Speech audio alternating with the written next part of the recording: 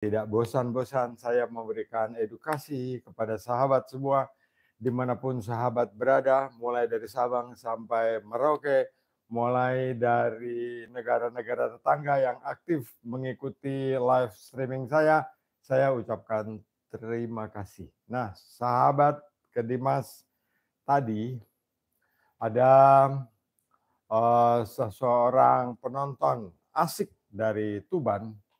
Beliau WA saya menanyakan hal yang sering sekali juga sahabat tanyakan, yaitu pertanyaannya adalah, "Pak, kapur di tempat saya di Tuban itu sangat tinggi.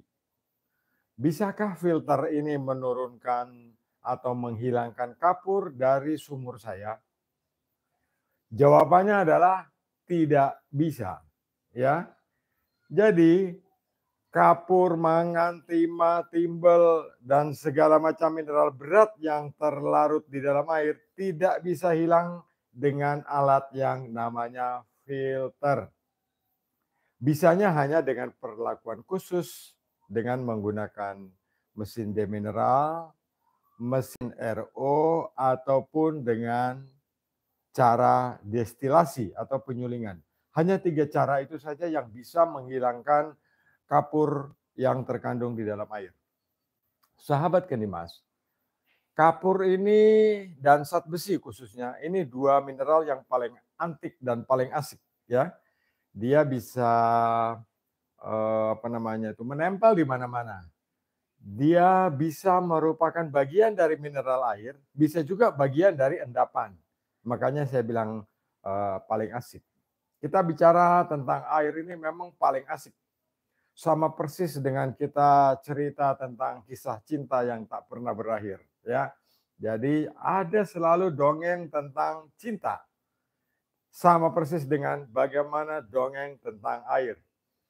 Tentang air ini memang secara spesifik yang selalu saya presentasikan kepada sahabat seperti yang sahabat lihat di depan saya ini adalah filter air yang secara normal kita gunakan jika TDS air atau kandungan mineral air atau zat kapur, mangan, besi, timah, timbel, dan lain sebagainya itu tidak melebihi 300 ppm.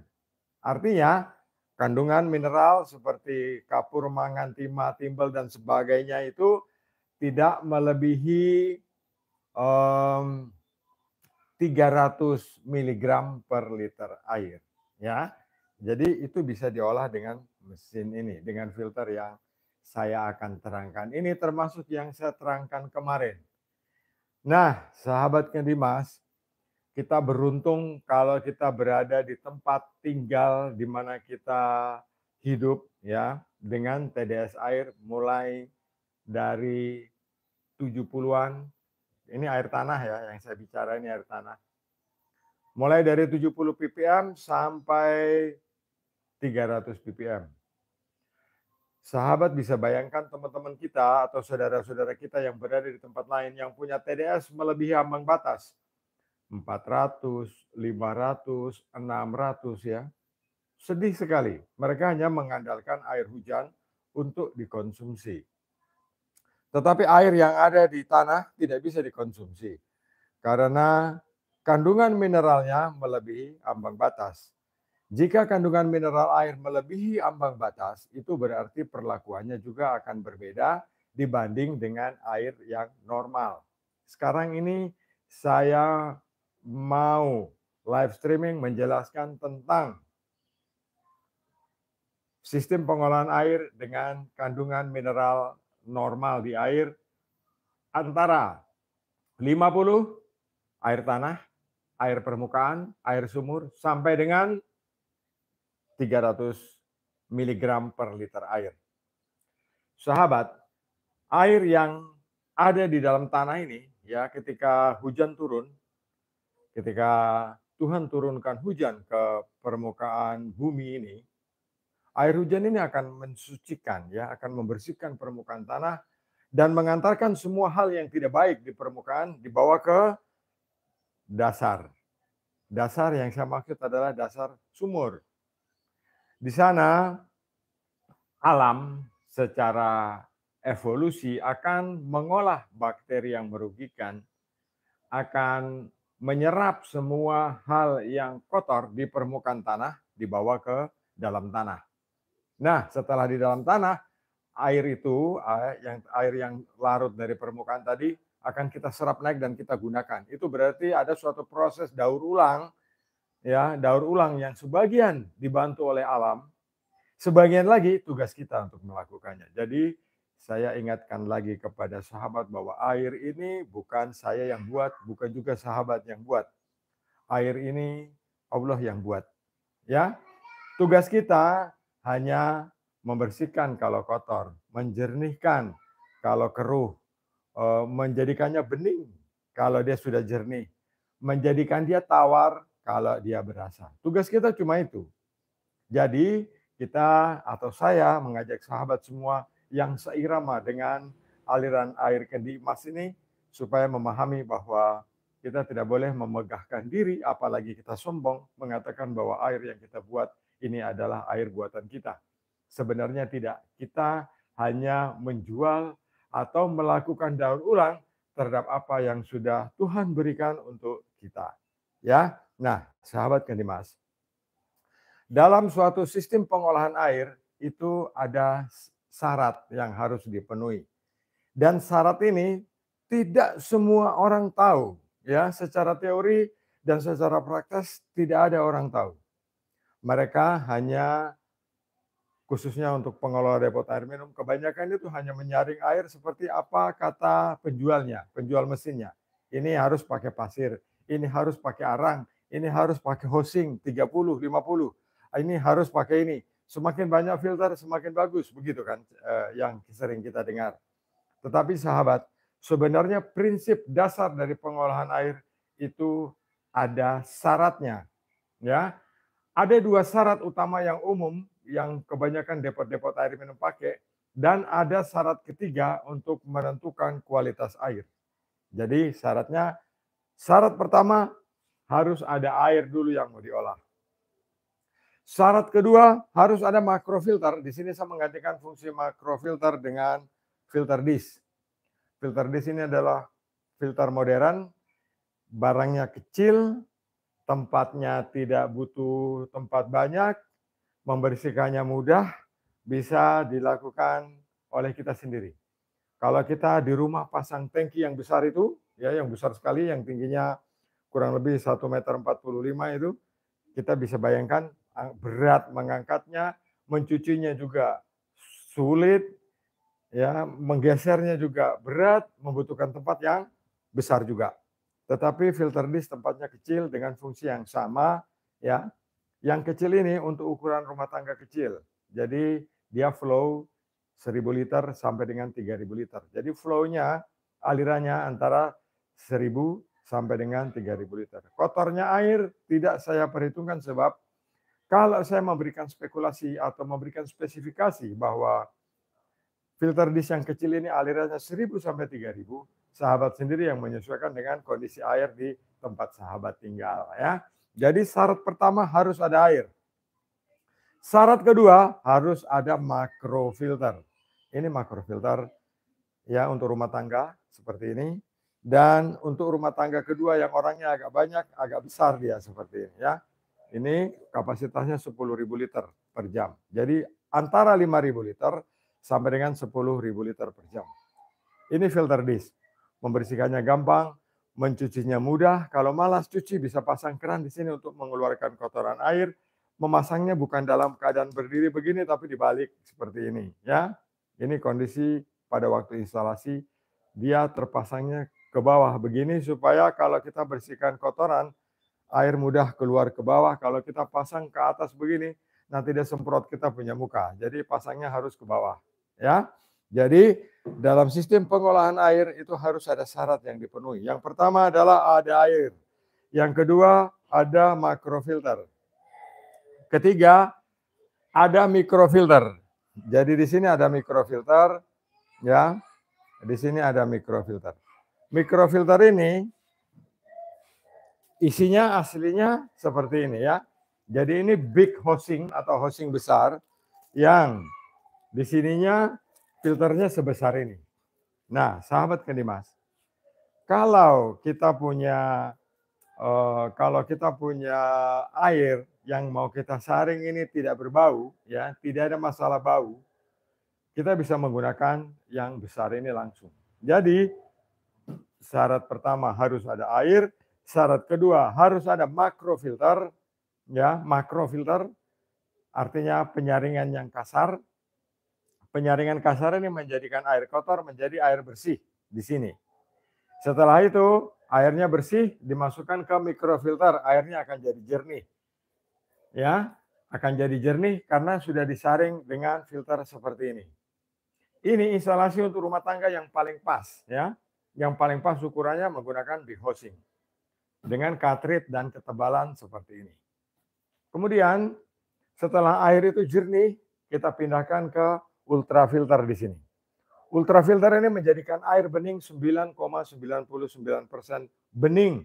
Jadi kalau sahabat sudah punya housing atau cangkang seperti ini, cangkang 20 in yang besar, cangkang 20 in yang besar, sahabat bisa memasukkan cartridge PVDF. Ini adalah ultrafilter PVDF dari Kendimas. Yang ini flow-nya 3.500 liter per jam, ya. Ini flow-nya 3.500 liter per jam. Saya taruh di sini. Sahabat bisa pilih, ini harganya sama. Yang ini kapasitasnya 3.000 liter per jam. Dua bentuk sama ukuran, hanya alirannya beda. Kenapa alirannya beda? Yang ini air masuk dari semua sisi. Jadi lebih kencang air masuk. Kalau yang ini air masuk hanya dari bagian bawah.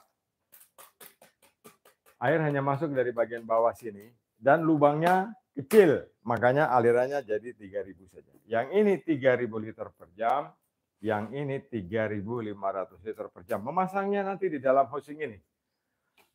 Dan cartridge ini tidak mahal, ya, tidak mahal sekali. Untuk saya live, pada saat saya live segini, Anda sahabat bisa dapatkan harga yang spesial. Dan saya senang bahwa channel saya berkembang, teman-teman di Indonesia Timur sudah mulai mengikuti, Sorong, Nabire, Manokwari, Jayapura, Fakfak, Kaimana, semua sudah mengikuti. Salam buat pace-pace, mace-mace dong, om-om, tante-tante semua. Terima kasih sudah lihat saya punya streaming dan saya pikir ini edukasi buat yang baik buat teman-teman, buat sobat-sobat dong semua di tanah Papua. Dan inilah sistem pengolahan air yang saya bisa paparkan untuk semua teman-teman, semua sobat-sobat, om-om, tante-tante, tete-tete, nenek-nenek semua bisa belajar untuk bagaimana cara menyaring air.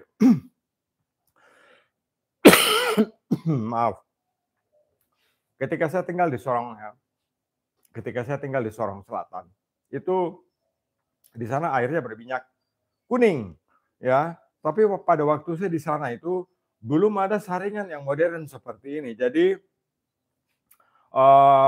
saya di sana tinggal ikut di orang di sebuah rumah dan di sana itu orang-orang menggunakan drum ditumpuk 3 gitu, yang isinya pertama di atas itu kerikil, yang nomor 2 mereka isi dengan ijuk, di nomor ketiga mereka isi dengan arang, ya.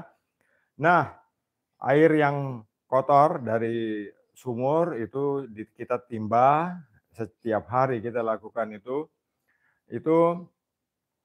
kita isi di drum yang paling tinggi. Jadi kita naik, kita isi dibantu dengan ipar-ipar dong, om-om dong ada di bawah, kita angkat naik masuk dari tong di atas. Dan kalau kita mau mandi pagi-pagi kita harus isi drum di atas itu subuh-subuh supaya air itu menetes pelan-pelan dan air di bagian bawah itu bersih.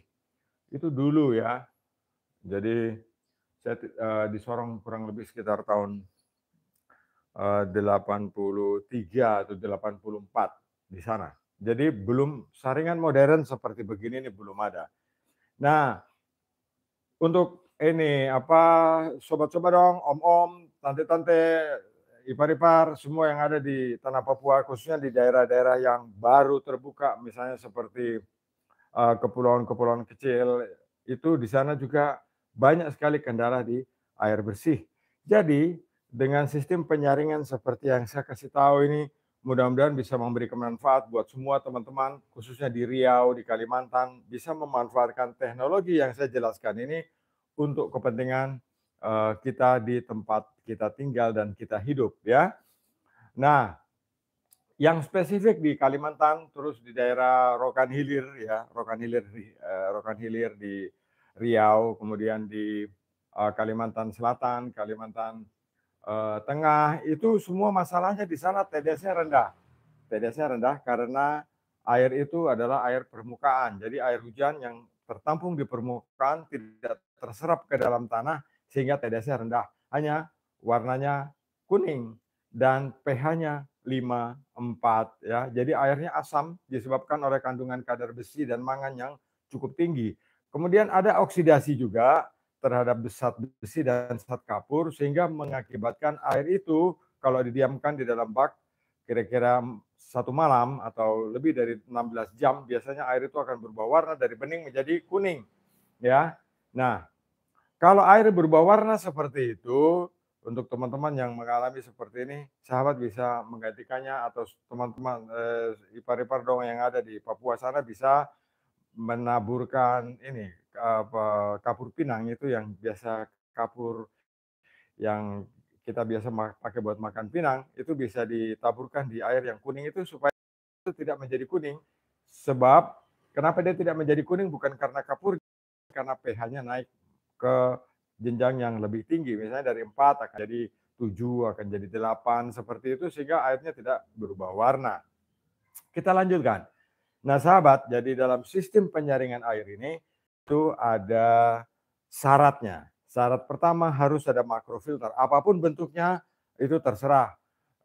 Mau besar, mau kecil, mau isi rumah penuh dengan filter-filter itu terserah. Tetapi yang saya edukasikan kepada sahabat Kendimas, filternya ya kecil-kecil, seperti ini ya.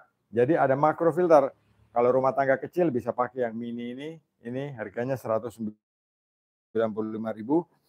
Kalau tangga yang agak besar-besar sedikit, orang lebih dari 10 atau 15 bisa pakai ini, ya.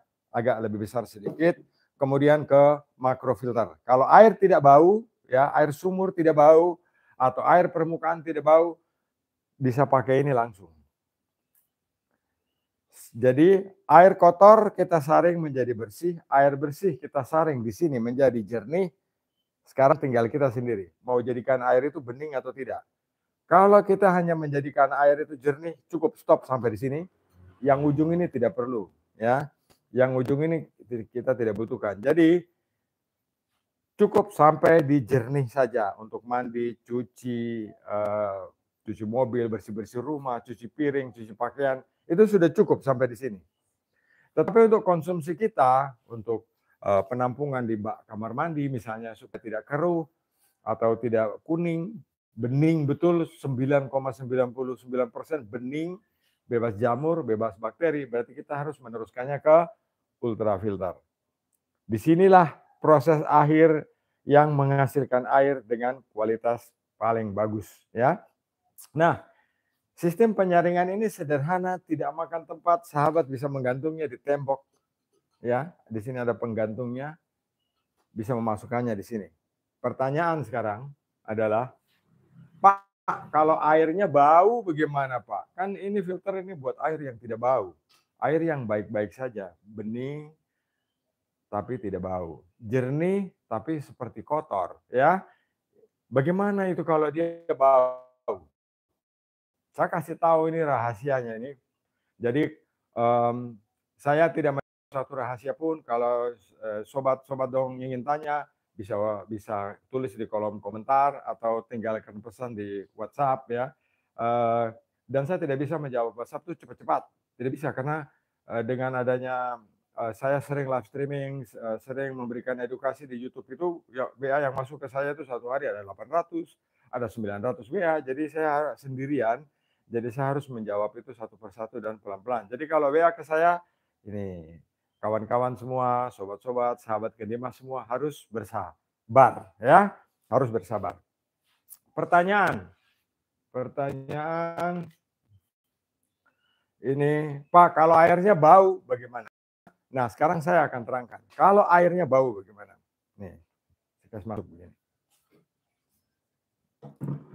Tadi saya bilang, kalau air tidak bau, bisa langsung pakai filter yang besar ini. Jadi, dari air kotor, kita masukkan ke makrofilter, dari makrofilter ke mikrofilter. Ini mikrofilternya. Dari mikrofilter, kita teruskan ke PVDF, ke ultrafilter. Nah, ini ya, kalau air bau, yang tebal ini jangan dipakai.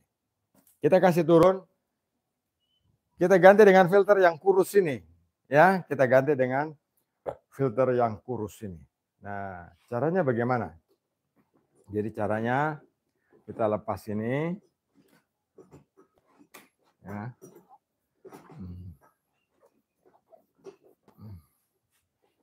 Sabar, karena ini semua pasangnya percobaan, jadinya ini bukanya susah.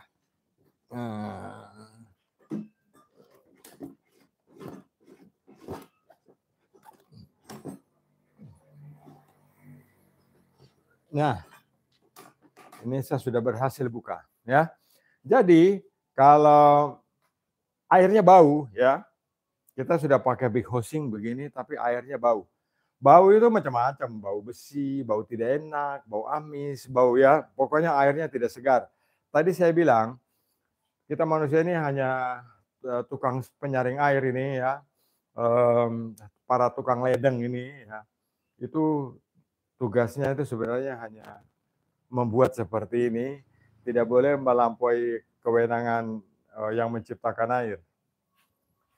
Jadi tadi saya bilang tugas kita itu kalau air kotor kita saring jadi bersih. Setelah bersih kita jernihkan. Setelah jernih kita beningkan, ya. Itu tugas kita. Nah, bagaimana kalau airnya bau sementara yang kita pakai cuma filter seperti ini? Jadi caranya begini. Kita pakai filter ini ya, yang 10 mikron, ya. 10 mikron kita kasih masuk di sini. Ya. Kita dudukkan di fit yang bagian bawah seperti ini. Kemudian kita kasih karbon. Ini karbonnya ada di bawah, saya coba angkat ke atas. Nanti sobat bisa lihat. Iya. Nah, ini karbon ya. Nah, lihat. Ini karbon granul. Kalau sobat punya air kuning atau berubah warna di bak, sahabat bisa menambahkan kapur makan pinang di sini. Jadi kalau orang Papua itu bikin kapur pinang itu dari kerang, dari bia garu atau apa ya, bia garu. Saya tidak tahu itu apa, tapi kalau kita di Papua biasa pakai ini bia garu. Jadi bia garu itu bianya agak besar begitu, kulitnya keras, ya, atau bia darah lah, bia darah ya. Tapi kalau bia yang kurang ajar itu tidak bisa, karena kulitnya agak tipis ya. Nah, ini nanti kapur itu dia warnanya putih seperti ini ya.